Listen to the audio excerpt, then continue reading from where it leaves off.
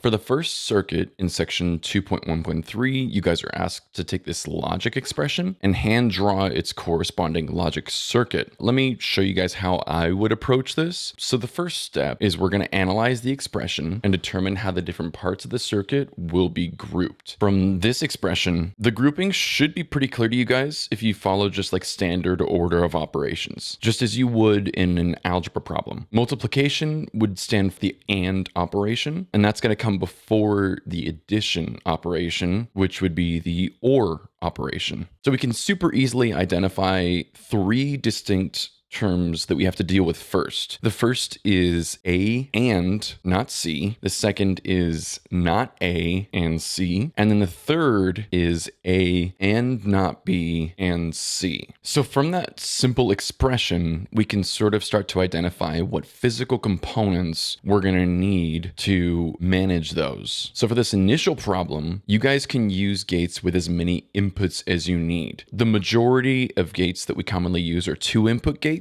like this standard 2-input AND gate, but also other variations do exist. We don't tend to use them because manufacturers don't like to make them. They're extremely expensive to manufacture for reasons that I don't quite understand and we won't go into. But for the most part, we're just going to be using 2-input AND gates. However, again, for this first activity, we can use 3. So you can have AND gates and also OR gates with multiple inputs. You can have 3 or 4 or even 5. For this specific drawing, you're free to use these multi-input gates to simplify your diagram.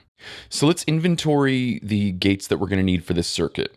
So for the first term, A and C naught, we will need one AND gate. For the second term, A naught and C, we will need a second AND gate. And then for the third term, A and B naught and C, we will need a third AND gate. For this last term, we can use a 3-input AND gate. However, remember that for a later activity, you'll be required to construct this using gates with only 2 inputs. So we have 3 AND gates in total. We also need inverters or NOT gates for the inverted variables. Since A naught, B naught, and C naught are all used, we're going to need 3 separate inverters. Finally, to combine these 3 product terms, we're going to use an OR gate. Since we are ORing 3 separate terms together, we can use a single 3-input OR gate for this step. Now we can start actually building the circuit. We're going to start by placing all 3 of our inputs, A, B, and C, on the left side. Note that when you build this in Multisim, these inputs are going to be represented by switches. They aren't necessary for the hand-drawn diagram, though. The first step in drawing is to establish the inputs and their complements. Since our expression uses A, B, and C, as well as A naught, B naught, and C naught, I'm going to draw each input line and place an inverter or a NOT gate immediately after the input. This ensures that both the original and the inverted signal for each variable are available for our circuit. So just as a matter of organization, I notice that A and C interact frequently. So to make the diagram cleaner, I'm going to place A and C next to each other with B at the bottom. So let's implement the first term, A and C naught. We will draw our first AND gate. We need 2 inputs for this gate. The first is A, so we'll need to tap the A line before it enters the inverter. Anytime you need an input to go to a different place, you can just tap that existing connection literally as many times as you need to. You can branch it off 30 times if you want. It's basically just like adding a new line for any input that you need. The second input is C naught, so we will tap C after it passes through the inverter. This gate's output is now going to be A and C naught. Now for the second term, A naught and C, we're going to add a second AND gate. This time, I'm going to tap the A line after its inverter to get A naught, and I'm going to tap the C line before its inverter to get a C. The output of this gate is going to be A naught and C. We now have to combine the first 2 terms of our expression. We can combine them using an OR gate. I will place an OR gate here and connect the output of our first AND gate, A and C naught, and the output of our second AND gate, A naught and C, to its inputs. The output of this OR gate represents the entire first part of the expression, A and C naught, or A naught and C.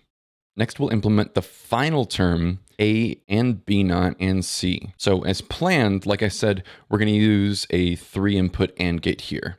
The first input is A, so I'm going to tap the A line before the inverter. The second input is B naught, so I'm going to tap the B line after its inverter.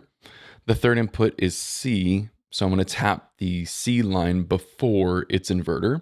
And the output of this 3-input AND gate is now going to be A and B naught and C. Now finally, we've got to OR this last term with the result of the first two terms, so we can use a single 3-input OR gate as the final input. Its inputs will be the output from the first AND gate, the second AND gate, and the third AND gate. And this is going to complete the circuit. The final output of this 3-input OR gate represents the full expression. A and C naught, or A naught and C, or A and B naught and C. Now for the next activity, you're also going to have to consider how to build this if you're restricted to only 2-input gates, which is a common constraint. Like I said, it's very expensive to make gates with more than just 2 inputs. You're going to have to figure out how to create these 3-input AND gates and OR gates. As a hint, consider how you might create a 3-input AND gate from 2-input AND gates.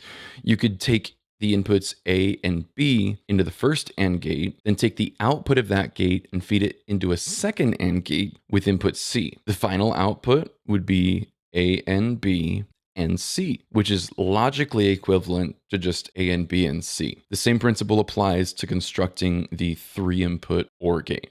Good luck. Let me know if you guys have any issues.